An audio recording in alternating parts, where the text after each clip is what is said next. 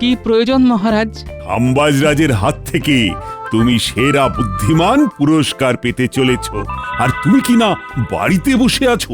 শুধু শ্রম করলে হবে মহারাজ, একটু বিশ্রামেরও তো প্রয়োজন, তাই না? গোপালের কেবল দেখনদারি, আওয়াজ বেশি, বুঝলে? তাহলে আমার একটা সহজ প্রশ্নের উত্তর দিক রাজসভায় কেউ। বলুন দেখি, কোন সে জিনিস যেটা যে দেয় সে জানে, কিন্তু যে নেয় সে জানে না, আর যে জানে সে নেয় না? কি হলো? বলুন বলুন বলুন। ওই তো মানে এই তো মানে কি জানো, মানে পেটে আসছে কিন্তু ইয়েতে মানে মুখে আসছে না। হ্যাঁ, এই তো ওই তো না করে সোজা কথায় বলো না যে জানি না। না না গোপাল, তুমি বলে দাও, কেউই তো দেখছি বলতে পারছে না। এর উত্তর জ্ঞান মহারাজ। এবার তো মন্ত্রী তুমি মানবে যে গোপালের বুদ্ধির সাথে সাথে জ্ঞানও আছে। সত্যি গোপাল, তোমার মাথায় কত কি যে এমন ঘুরপাক খায় কে জানে।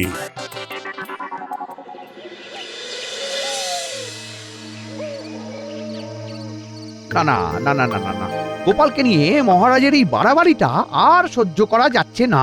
বেশ বুঝতে পারছি কৃষ্ণনগরে আসল জ্ঞানী আর বুদ্ধিমানের কোনো কদর নেই। আরে মা, এমন বুদ্ধিমান লোকই তো আমার দরকার ছিল। না না না না, একে ধরে কাজ হবে মনে হচ্ছে। কাজ কোথায় যাচ্ছেন মন্ত্রী মশাই? আমার যে আপনাকেই চাই। এই কেড়ে, ওরে বাবা রে, উঠে যাচ্ছি তো, উঠে যাচ্ছি। নামা নামা নামা নামা, আমাকে নামা রে। ওরে কে, আমাকে নামা।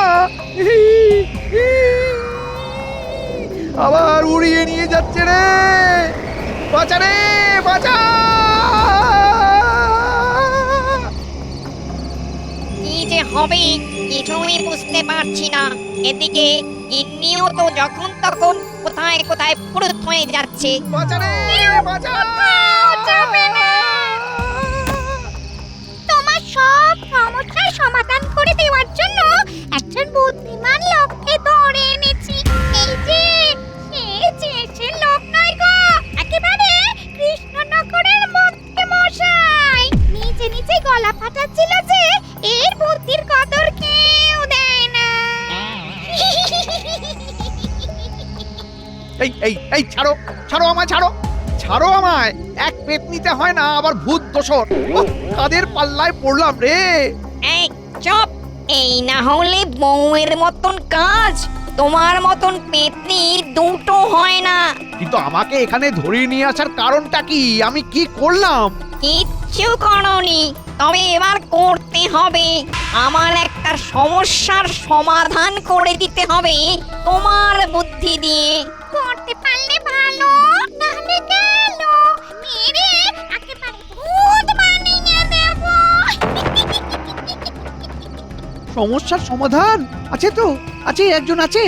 আসলে কৃষ্ণনগরের আসল বুদ্ধিমান লোক তো গোপাল, আমি আর কি। মনে হচ্ছে লোকটা গুলিয়ে দেওয়ার চেষ্টা করছে। স্বীকার করে নিতে কোনো লজ্জা নেই।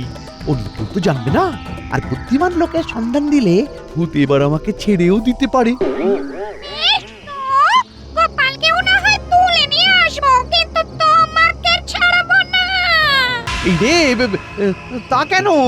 আরে বা, গোপাল এসেও যদি আমার স্বামীর কোনো সুরাহা না করতে পারে, তাহলে ওই গোপাল আর তোমাকে দুজনকে ভূত বানাবো। চলো গিন্নি, মন্ত্রীকে এখানে বেঁধে রেখে দুজনে মিলে গিয়ে গোপালকে তুলে নিয়ে আসি।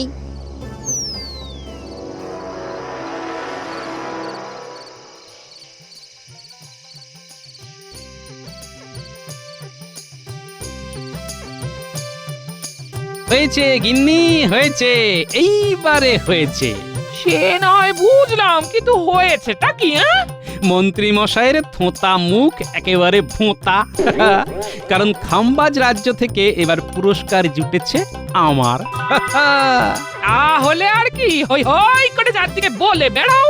বুঝেছি, আমার পুরস্কার পাওয়ার খবরে খুশি হলে না তাহলে? হ্যাঁ, তুমি পুরস্কার পেলে আমার আর কি ক্ষতি বৃদ্ধি হবে গো? আমাকে তো সেই ভাই ফরমাসি খাটতে হবে আর হাত পুড়িয়ে রান্না করতে হবে। হ্যাঁ, না না না, আমি থাকতে তুমি হাত পোড়াবে কেন গিন্নি? দেখো না, আজ আমি কেমন তোমাকে রান্না করে খাওয়াই। এই তুমি থামো বাপু, অত কেরামতি আমি সহ্য করতে পারবো না। হ্যাঁ, আগে আমি আড়াল হয়ে যাই, তারপর তুমি যা ইচ্ছে তাই করো। হ্যাঁ, আরে আরে, এই দেখো ও গিন্নি, আরে চললে কোথায়? যা, চলে গেল। না, এবারে তো তাহলে সত্যি সত্যি আমার হাতের খেলা দেখাতে হবে।